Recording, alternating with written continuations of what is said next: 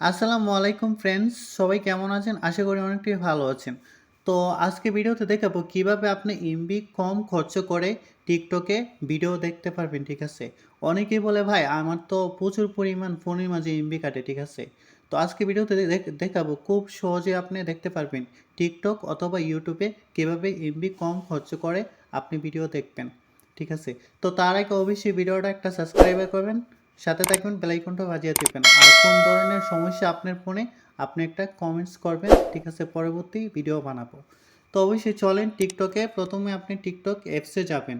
অ্যাপসে যাওয়ার পর এই যে ওখানে এই যে নিচে আপনি ক্লিক করবেন, ঠিক আছে? এখানে নিচে ক্লিক করার পরে তারপরে আবার উপরে এই যে তিনটা আইকন আছে, এই যে থ্রি ডটের মতো, এখানে ক্লিক করবেন। এখানে ক্লিক করার পরে এরপরে এই যে সেটিং অ্যান্ড প্রাইভেসি এখানে ক্লিক করবেন নিচে, ঠিক আছে? সেটিং অ্যান্ড প্রাইভেসি এখানে ক্লিক করার পরে একটু নিচে যাবেন।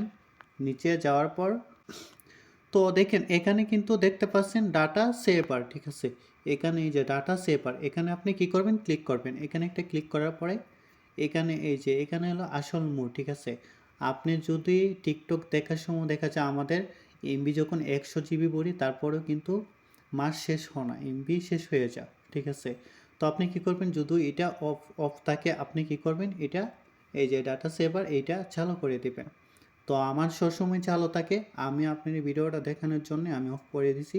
এখন এই যে চালু করলাম, আপনি কি করবেন? চালু করবেন। তো অবশ্যই ভিডিওটা ভালো লাগলে এরকম ভিডিও পাইতে চ্যানেলটা একটা সাবস্ক্রাইবার করবেন, সাথে থাকবেন, বেল আইকনটা বাজিয়ে দেবেন। তো পরবর্তী